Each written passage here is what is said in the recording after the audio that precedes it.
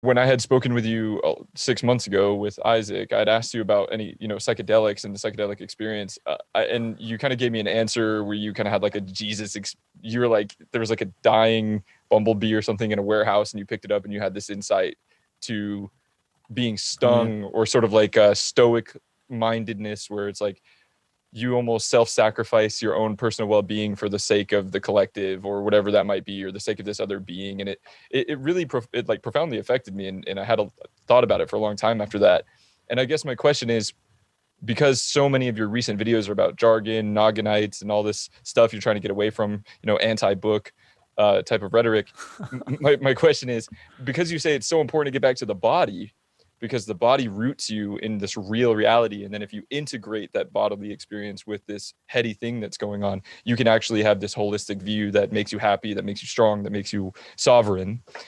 When it comes to psychedelics and the psychedelic experience, do you feel similarly to that? Do you feel like people who chase the psychedelic experience for some semblance of truth or wisdom are exactly the same as the noggin jargonites who read books all day with no action? Like, how do you feel that they're synonymous, or do you feel like psychedelics are more akin to that bodily experience that's rooted in some sort of No, actual? no, no, no, no. The vast majority of people who I find who take psychedelics are not in a good spot. Mm. Now, see, this could be bias about the type of people coming into me, so keep that in mind as well. But I've noticed that, yeah, psychedelics tend to mislead people largely. Like, I don't think they, I don't think the things that I see working for people are like very much like, for example, getting your nutrition in order.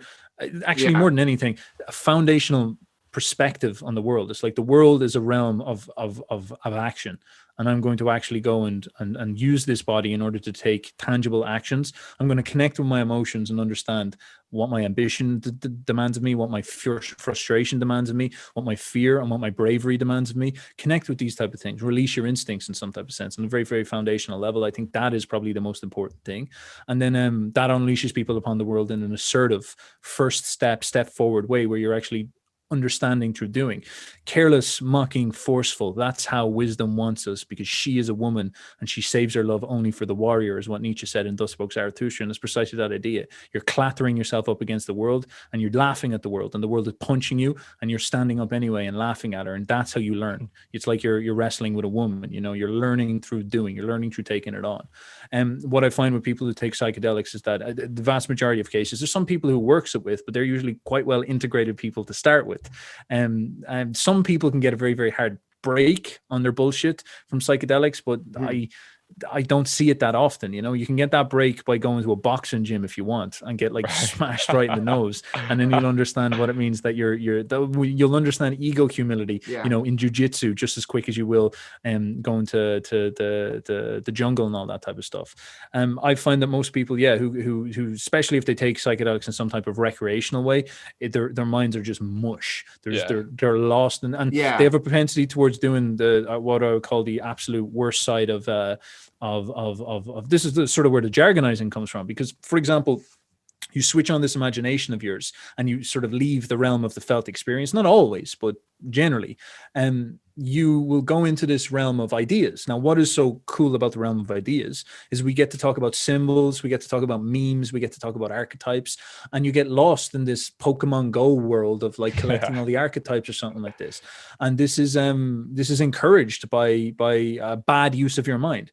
And this is then, if you just take psychedelics, it's just like it's putting yourself on steroids and Right. working out in the gym incorrectly. But Sorry, couldn't dude. so and so couldn't yeah, the psychedelic? I mean, oh, you got to go right now. Yeah. No. I was going to Oh, say, okay. I was sort of ranting there a bit. So go on. No, you're good. I Oh mean, no, you're totally good. This So, is like, yeah, you're good. I've always felt like psychedelic experiences are kind of like a metaphor for what you're saying, because they do kind of punch you over and over again if you approach them properly. I guess my question is, do you kind of subscribe to the more Alan Watts idea that, you pick up the phone, you get the message, and then you hang up and don't pick it back up? Or do you think that do you think some people are just better off without the experience? I have literally no strong opinions on it. I sort of like, if I was to sit down with someone and they're like, "Oh, should I take psychedelics? Should I take not?" I'd be like, "Bro, Yeah. are you a loser?" Step one. And Yeah. if they turn around and say, well, what do you mean? And I'm like, well, what's the state of your finances? What's the state of your ability to invoke yourself as a physical presence in the world? Do you know combat sports? How's things with girls? Have you got a creative practice? What are you making in your life? And if it's like, no, no, no, no, no, I'm Then like, no. bro, you don't need fucking psychedelics. You need a Agreed. slap in the face and get down and fucking do something. The vast majority of people are there. The way the world is right now is it's low thumos. It's got bad, toxic food, and people are coddled and victimized and in a bad place. And when they come in and I talk to people in this type of regard, this is the break I'm pulling. I'm like, it don't fucking matter what you think. Your problems are down to these foundations and fundamentals. The warrior school of life is where you need to start. And that's the sort of the question and the problem and the place you need to kind of go from there. Now, if you get some crazy juicy Chad who does, and he says, can I go do psychedelics? I'm not going to be like, I don't give a fuck. Do what you want. Yeah. Go down to ayahuasca. You probably have a great time. And some dudes do it. And you'll also get these certain types of people. Now, these are rarer. And I don't like people think they're one of these. And this is way rare. And it's not even the thing you kind of should want to do. But these type of people that are very, very, very much like, intuitive, magical types, if you know what I mean. They're very, very colorful minds, very, very colorful way of thinking. I think meme analysis, that dude, he has a little bit of this quality. He's a very, very sort of dynamic way of thinking. It's literally like he's always thinking in pictures. I just know from talking to him, I would say something to him, and most people would sort of respond back as if they're kind of following the conversation in a sort of, you could say, left brain way, but he's actually imagining responses and then presenting to me the imaginations in that type of sense. So maybe he's that type of quality, and maybe he's the type of dude, he's like, an old seer from the past or an old druid or something like that he can explore this stuff more intimately with psychedelics. But that, like the shaman quality, but like, I wouldn't even prescribe that for him. I would just suggest that there might be those type of people that do this, and maybe that's suitable for them. But I would just stress to say, you're probably not that person. Don't take that risk.